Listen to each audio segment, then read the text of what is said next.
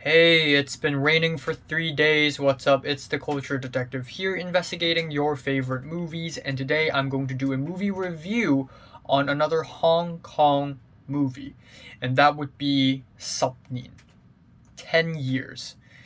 And this is one of the most, if not the most controversial movie to ever come out in Hong Kong history because this movie is essentially an anthology movie of five short films, and all five of them are very politically conscious and are usually metaphorical and very Orwellian. And so obviously this movie has caused a lot of noise, and has brought a lot of attention. A lot of local Hong Kongers have pretty heavily supported this movie, while government officials and Chinese government and authorities basically hated this movie, so much so that this movie was actually banned in China because it's too political.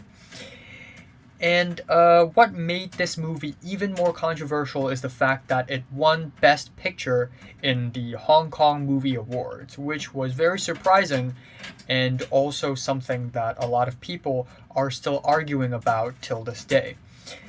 But yeah, this movie is made in 2015, and it essentially predicts what Hong Kong is going to be politically and socially in 10 years. But I am sad to report that 10 years has not passed, and Hong Kong has pretty much already become like this garbage filled wasteland of political lies and slander.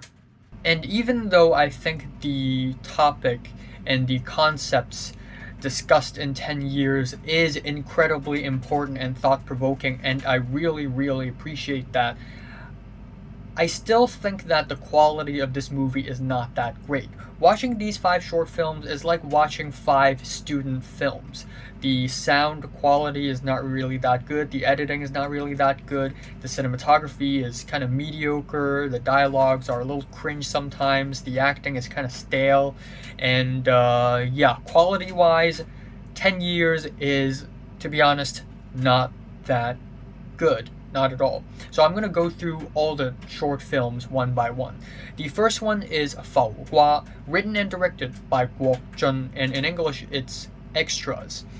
And this is a story about how in the year 2020, the government is going to hold this Labor Day party in a secondary school hall.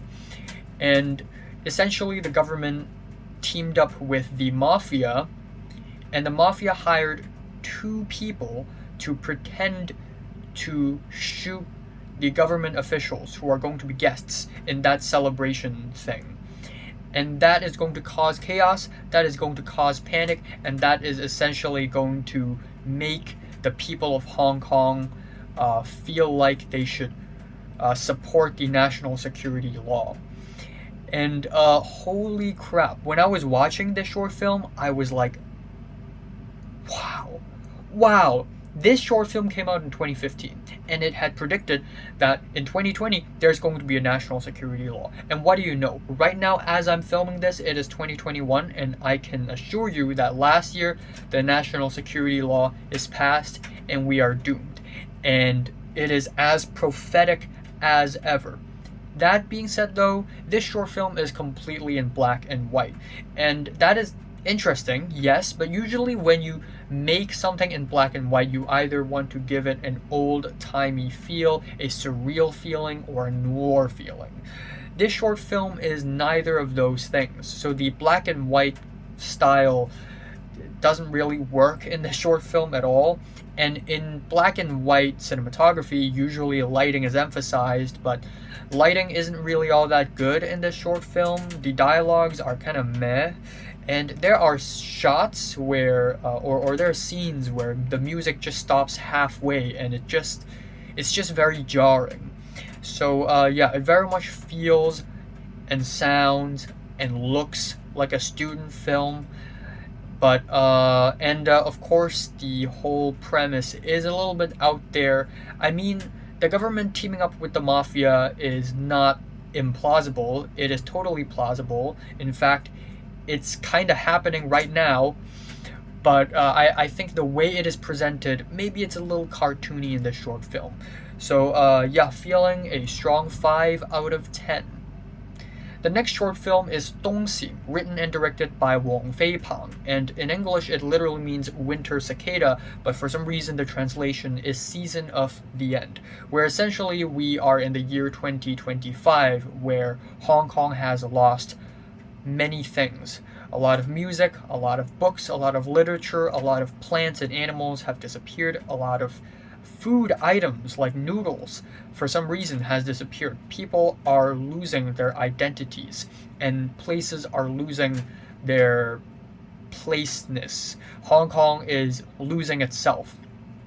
And so the entire short film revolves around a boyfriend and a girlfriend, or maybe a couple, who knows, a married couple, I don't know. But essentially, we have the main character, a guy, and the girl, and they basically tried to collect everything they can find in Hong Kong and turn them into a specimen, a taxidermy of sorts, and basically collect them, all the way from cotton flour to noodle soup spoons. And wow, when I first watched it, I was actually quite surprised because I like this premise. I really like this concept. It is existential, it is scary, it is ghostly, it is haunting, it is incredibly thought provoking, and it starts off feeling very melancholic, and I really love it. But the thing is, at some point, the short film has become too entrapped in its own experimentality and concept that it has completely lost its sense of direction when it comes to plot and characters. Also, I feel like this short film was too long. This short film is like half an hour long. It could have been 10 minutes long. It doesn't have to be that long. There are scenes in this short film where the main character eats a Play-Doh because near the end he wants to turn himself into a taxidermy, and by eating Play-Doh his skin is going to get hard so he can taxidermize himself easier, which is very brutal, and that scene is supposed to be very emotionally gut-wrenching, but because the cinematography and the acting is so lackluster, I just didn't feel anything from that scene. So yeah, great premise. I wish someone could have made a full-length movie out of it, but in short film form, I think it's really lacking. I'm giving Tongsei a strong 4 out of 10. Next up, we have the third short film, Fung Yin, written and directed by Ngao Man-kin. And Fung Yin in English means dialect, and in this short film, it is the year 2025, and everybody has to speak Mandarin because the government has now officially announced that Mandarin is the #1 language and Cantonese is not, even though Cantonese has always been the mother tongue of Hong Kongers. But of course, in an authoritarian government, they will not allow a different language, so Mandarin is the only answer. And the short film essentially centers around a taxi driver who must speak Mandarin, otherwise it is illegal to pick up people in general in specific areas. And essentially the short film is a series of short skits basically showing a day in this taxi driver's life, and this taxi driver can't speak Mandarin. He sucks at Mandarin. And I like that this short film has more focus. I like that the acting in this short film is a little bit better. And there are some scenes that are kind of funny, kind of comedic in a damning way. And then there are some scenes that are more serious. But yeah, overall, I guess this short film is very unambitious and kind of forgettable, given that it's just a series of skits. But still, it's not bad, and it totally gets its point across. I'm giving this short film, Fung Yin, 6 out of 10, a light 6. Then we have the fourth short film, Ji Fan Zhe, written and directed by Zhao Gunwei. In English, it is Self-Immolator, and it is written and directed by Kiwi Chow. And Kiwi Chow, after directing and writing this short film, he would go on to make Wan Ngoi, which became a huge, not a huge, but somewhat of a big hit in Hong Kong. And lately, he's just secretly made a documentary which entered Cannes Film Festival, so shout out to Kiwi Chow. I'm really proud of him. Anyways, Self-Immolator is easily the best short film out of the 5 short films in this movie. It is essentially a documentary mixed with a narrative short film, which is really creative and interesting, even though sometimes it makes for a very jarring tonal shift between the scripted parts and the legit documentary parts. And essentially, the story is actually the most interesting out of the 5, where someone has immolated, aka burned, him/herself in front of the British embassy as a form of protest, but we don't know who it is. And throughout the entire short film, we basically try to figure out who immolated themselves. And we have a club where essentially some people wanted to directly protest against the Hong Kong government and the Chinese government, and then some other people wanted to protest against the British government because the British government is also held accountable for basically ignoring the signed treaty that's signed in 1997, which has stated that the Chinese government will not interfere in Hong Kong's autonomy and jurisdiction until 50 years later. And so it is a very thought-provoking, half documentary, half short film that has good directing, that has some good cinematography choices. Yeah, it's not the greatest, but I still think it is pretty good for what it is. I'm giving it a 7 out of 10, a decent 7. Finally, the movie ends off with Bunde Local Egg, written and directed by Ga Le. And this short film stars the one and only, the legendary, the late Liu Kaiji, who has passed away earlier this year due to cancer. I have met him personally like a couple times, but I've never really known him. This short film, funny enough, fun fact, also stars my producer, the guy who helped me make my latest short film. He is in this short film as well. And he is a student of Liu Kaiji as well, so it only makes sense. Essentially, the short film is about a guy. Liu Kaiji plays this guy. He owns a store and he sells eggs, and among other things as well. But because in front of the eggs there's a sign, he wrote the sign and it says Bunde Dan, local eggs. But because the word local is banned, he is forced to essentially not sell those eggs. And all at the same time, his egg supplier cannot supply him eggs anymore because essentially the Chinese government wants to shut down all the local manufacturing spots in Hong Kong so that Hong Kong would have to depend on China even more.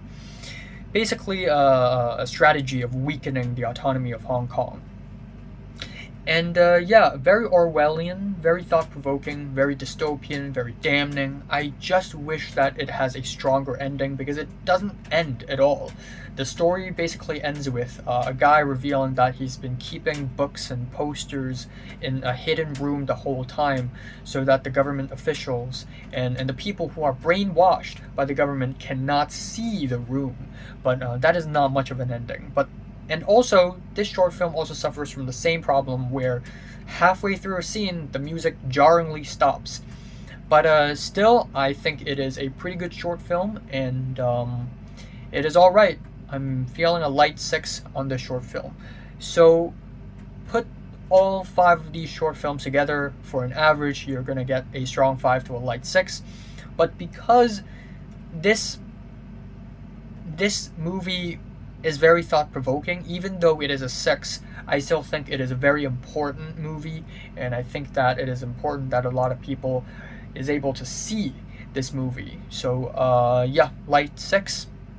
So have you watched Self-Immolator? From 1 to 10, how much is rate it, like if you like it, and subscribe if you want more, and thanks for watching. Also, the first director of the first short film, Guok Jun, he is basically winning in the world of short filmmaking in Hong Kong.